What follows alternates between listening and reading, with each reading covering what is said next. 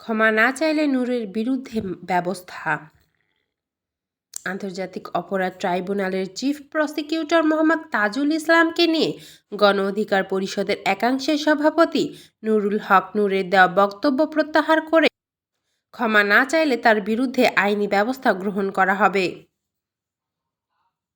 বৃহস্পতিবার রাতে ট্রাইব্যুনালের প্রশাসনিক কর্মকর্তা মাসুদ রানার পাঠানো এক প্রেস বিজ্ঞপ্তিতে এ তথ্য জানানো হয়েছে।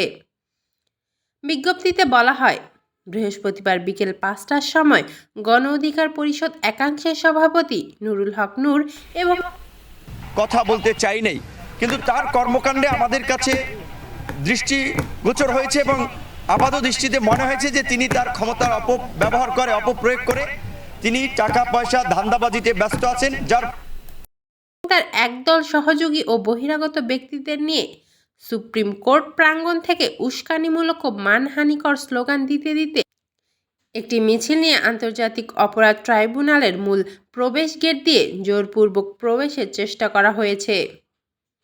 পরে ট্রাইব্যুনালের নিরাপত্তায় নিয়োজিত আইনশৃঙ্খলা বাহিনীর সদস্যদের বাধার মুখে ট্রাইব্যুনালে ঢুকতে না পেরে নুরুল হক নূর তার দলীয় কর্মীদের নিয়ে ট্রাইব্যুনালের গেটে একটি সাংবাদিক সম্মেলন করেন, যেখানে তিনি আন্তর্জাতিক অপরাধ ট্রাইব্যুনালে চিফ প্রসিকিউটর মোহাম্মদ তাজুল ইসলামের বিরুদ্ধে আওয়ামী লীগ ও জাতীয় পার্টির সঙ্গে বৈঠকের ভিত্তিহীন, বানোয়াট ও অসত্য উস্কানিমূলক কিছু অভিযোগ গণমাধ্যমে প্রকাশ করেন।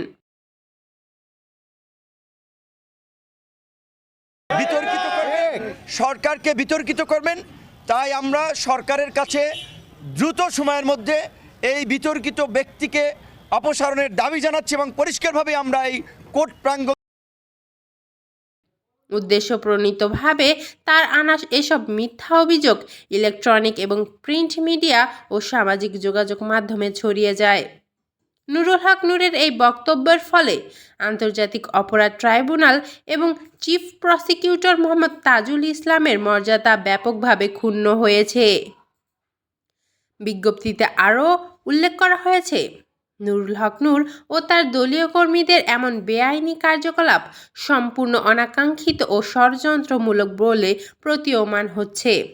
তার এই হঠকারী কার্যক্রমে জুলাই আগস্ট গণহত্যা ও মানবতা বিরোধী অপরাধে বিচার প্রক্রিয়া প্রভাবিত ও বাধাগ্রস্ত করা শামিল। আন্তর্জাতিক অপরাধ ট্রাইব্যুনালের চিফ প্রসিকিউটর কার্যালয়ের পক্ষ থেকে নুরুল হক নূর ও তার দলীয় কর্মীদের এই বেআইনি ও ষড়যন্ত্রমূলক কার্যের তীব্র নিন্দা ও প্রতিবাদ জানানো হচ্ছে।